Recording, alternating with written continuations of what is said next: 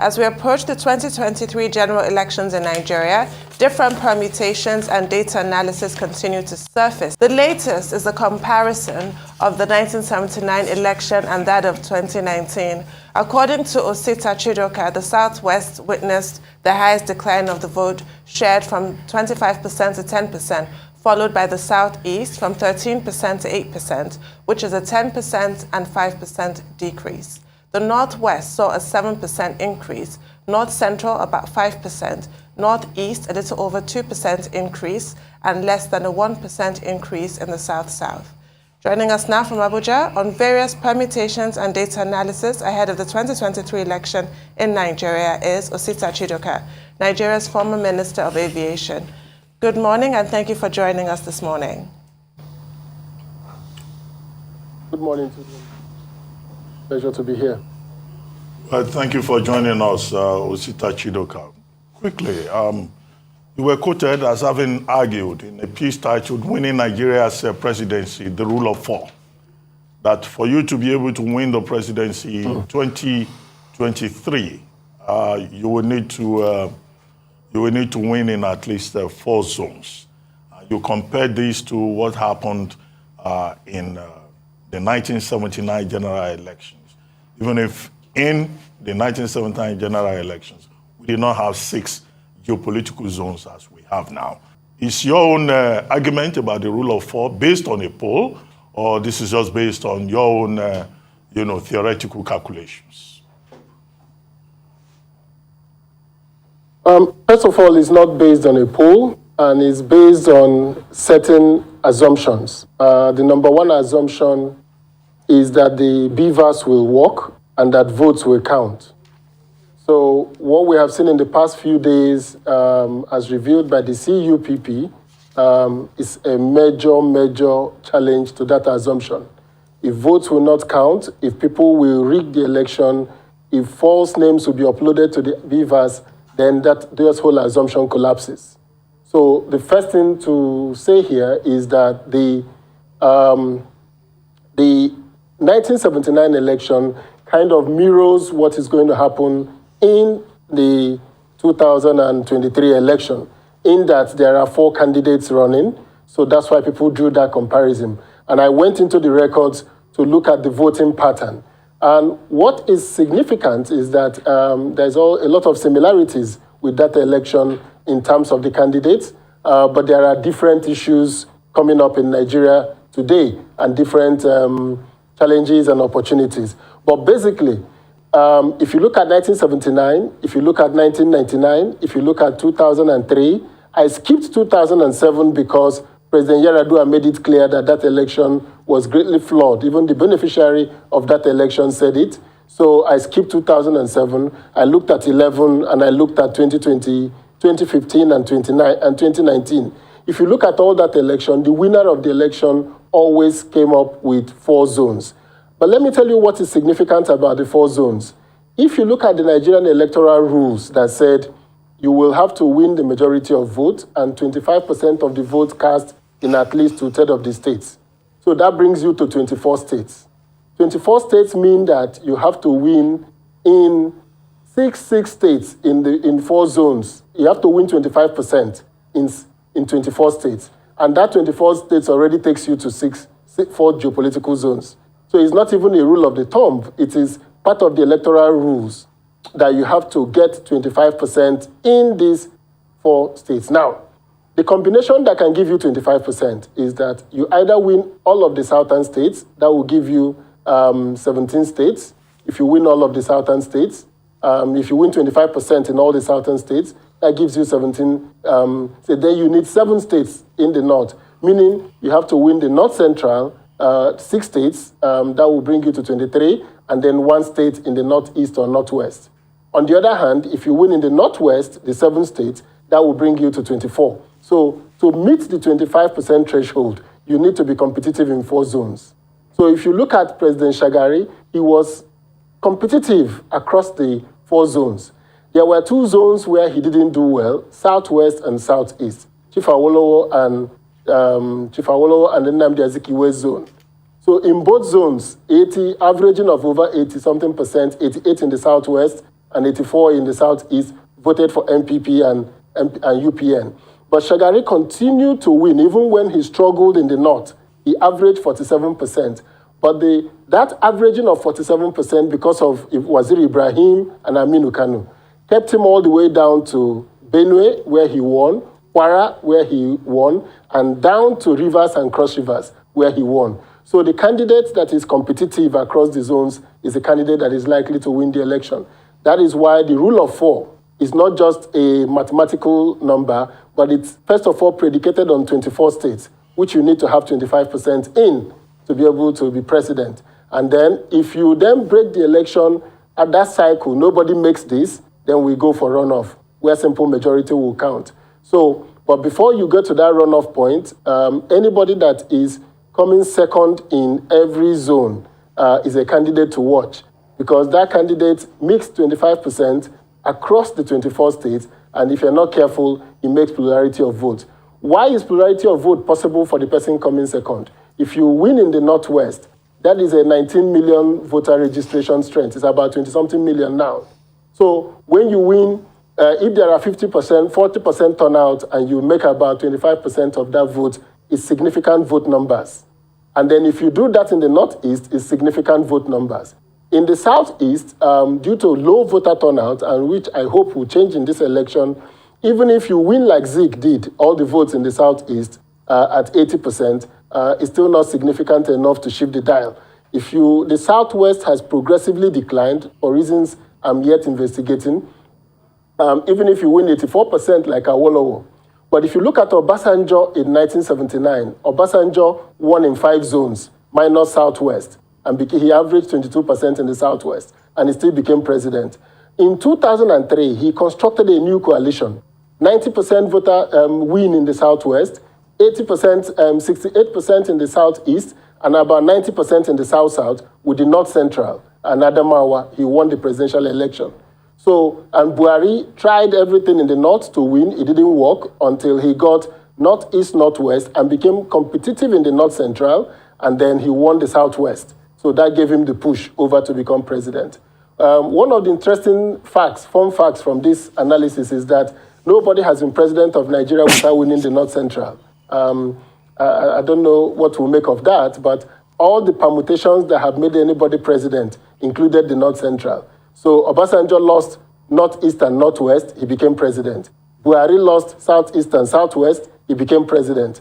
Southeast and South-South, he became president. So 2 zones can go, but anybody that is competitive in 4 and possibly wins, and then if you are coming from the southern side, then your voter turnout will have to be extremely high.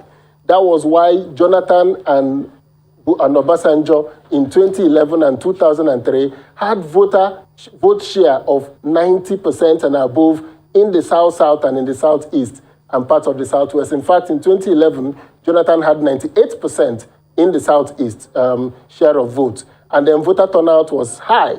It was almost at 50-something%.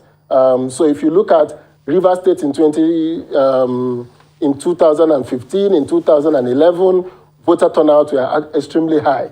But if you don't have that high voter turnout, then you have, as of necessity, must be competitive in the Northeast and Northwest, where an average of 30-35% will give you significant votes to balance your presence in the Southeast and South-South. I want to ask you, supposing the elections were held today, who would win? Given what you've just said about the North Central, which we have agreed, traditionally has the swing states, but this time around, it might be the Northwest that will really be the battleground. Just which of the main 4, if that's all that's what you think, have the best chance, according to your analysis?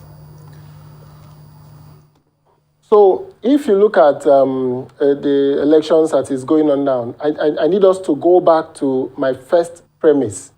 The elections have to be free and fair. The voting has to be done. And I raised the alarm about some months ago. There is need for INEC to have a third-party validation of their technology process. Now, what has happened and what Ugochinyere Ikenga has revealed is that people have been able to load into the INEC system photographs that were snapped from passports from calendars, names that were imported from different countries and have brought them into the INEC register. INEC has also come out to say that we're cleaning up our register. About 1.something million people will be removed from that register. So meaning that there is a consensus that there is a problem with the registration system in the INEC. And why is that a problem? Why am I prefacing my predictions with that? So long as there is the possibility that people can upload accredited voters without an accreditation, proper accreditation happening, then it puts all the elections in the air.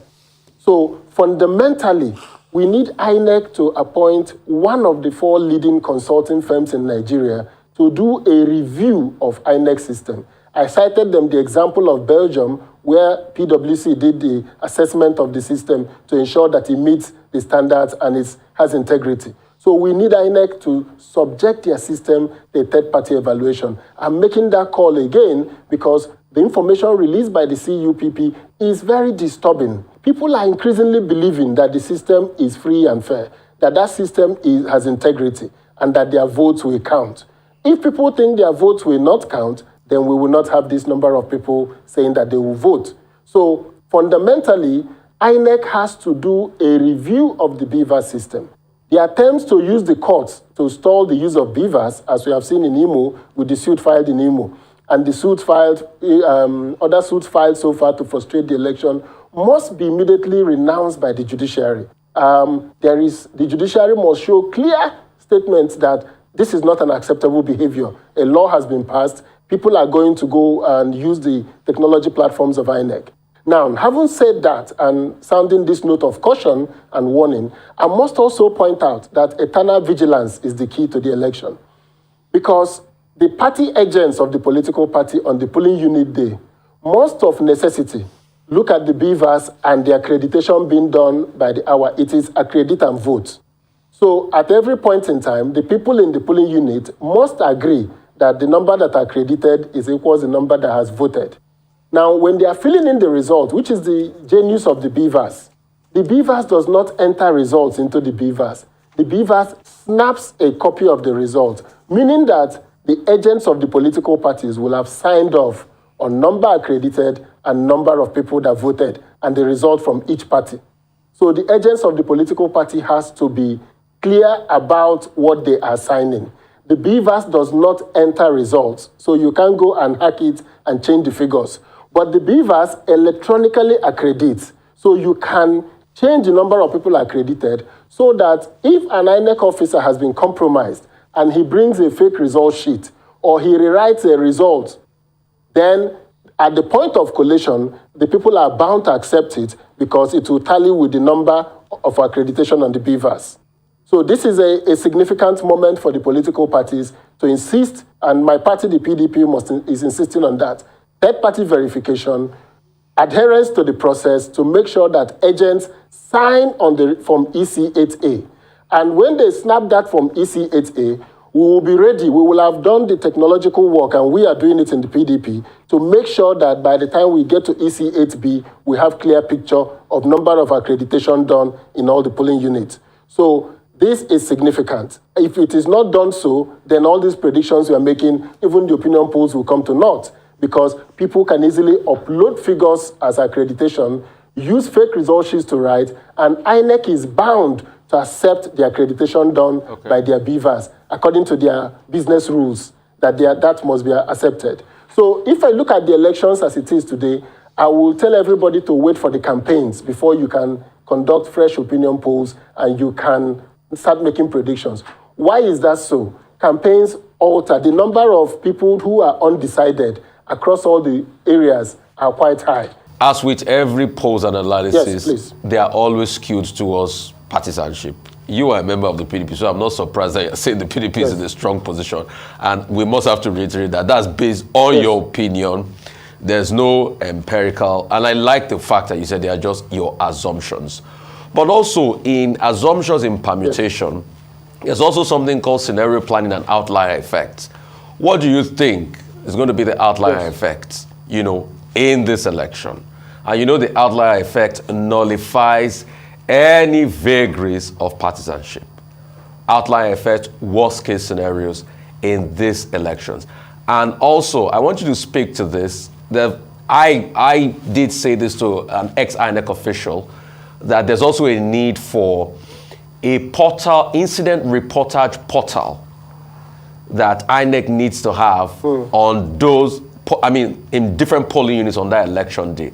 There should be a streamlined portal system where they report incidents. I don't know what your thoughts are as regards this, because INEC say they have a channel where you can call them up or they take things from Facebook. And I say that's not empirical enough, because I can post a fake video that is not timestamp verified and say it's an incident, and it might be something that happened in Kenya in 2011. Your reactions to these two things? Yes. It's significant that INEC should have a incident reporting portal. I will start from that. But beyond incident reporting portal, there are 3 steps to the INEC system that must be resolved. So the Form EC8 are all uploaded into the system from all the polling units in Nigeria, and that's significant. But if you look at the Form EC8As, there is an importance that Form EC8B, the collation points, are also reported. So I think that INEC must of necessity report the Form EC8B, upload it into their system. But that said, I will point out that the outlier effect you're talking about in election is what I said will happen with the campaigns. But if you look at the scenarios, there are immutable facts with the scenario. Number one immutable fact is the fact that elections in Nigeria have requirements, 25% in 24 states, so you must meet it. And they have the number of majority of votes cast, then you must meet it. So these are 2 obstacles to becoming president. So whatever the outlier effect is that there are significant shifts in voting pattern in Nigeria. There are significant shifts in the behavior of people in Nigeria. So that significant shift is to the extent that the 2 political parties have been woken up, and I'm happy with what is happening. They need to wake up to the reality that elections in Nigerians have changed. And that change in election means that the political parties have to come out with new ways of reaching the middle class and reaching the urban people. Now, the rural Nigeria is going to vote too, and that rural Nigeria is a different ball game from urban Nigeria. So it's significant. It will be interesting to see how rural Nigeria versus urban Nigeria will vote in the 2023 elections. You know that the coalition of political parties, the CUPP, they've issued a statement saying that there are plans, or rather that the CUPP has intercepted intelligence indicating that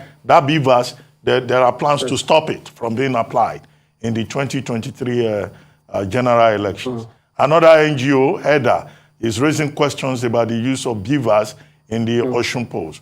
Then there's the other factor of insecurity in parts of the country. How important do you think all of these are, with regard to your own permutations?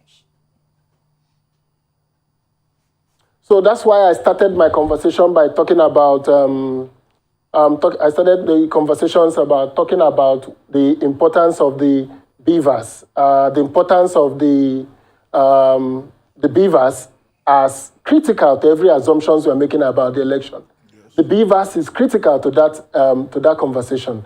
And if the BVAS is in any way breached by the political parties, by any political party, by politicians, then it makes nonsense of these permutations. The issue of runoff in the election is significant, it's been discussed, and I think that if the runoff to the elections, if there were a runoff in the election, it will, I don't want to make that clear prediction now, but it will mean that no candidate met the 24th threshold, and the candidate that met it did not meet the threshold of majority of votes. So the candidate with the majority of votes and the candidate with the 24 states who comes second will go in for a runoff. That for me is going to be an interesting scenario. But the most important part of that scenario is the fact that it is difficult for the APC and PDP not to meet the 24 state threshold. They will meet it. And by the virtue of the voting strength in the Northeast and the Northwest, if they vote for the candidate of PDP or the APC, and I think they will vote most likely for the PDP, he will meet the majority of votes. So I do not see the runoff as a likely scenario. But in the event it happens between the PDP and any other party that comes second, I think the PDP will win the election. Right, well, that's really confident. I'm quite taken aback by that, actually. Anything could happen. The election is still next year, especially when you still have, disgruntled PDP members. And that leads me to my question about the meeting with the Southwest members of PDP and the presidential candidate, during which that call for your national chairman, Iyorchia Ayu, to resign was re-echoed. And your presidential candidate did not dismiss it out of hand. What's your reaction to this latest development? Well, my reaction is the reaction of the presidential candidate of the PDP, that the PDP rules are there.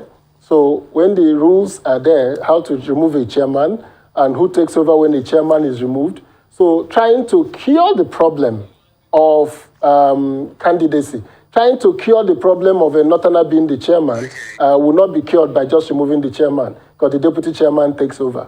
So I think that the significant error of electing a chairman from the north has been made at the time it was made, because we had the southern chairman and we all pushed to get a northern chairman and we got one. So immediately after the elections, I'm sure PDP will have a convention and rezone its party offices, because you can't remove only the chairman without removing the secretary. The secretary has to go back to the north. Once you remove the secretary, you have to also remove the national organizing secretary. So there is a whole change that will happen once you make that shift in the structure of the PDP. So I think that what is significant now is for us to head to the elections and begin the process of a convention to effect changes in the party structure once the elections are over. Okay, thank you very much, Osita Chidoka. I'm sure there will be more permutations, more predictions, and other shades of analysis as the campaigns begin on September 28th. Thank you very much indeed.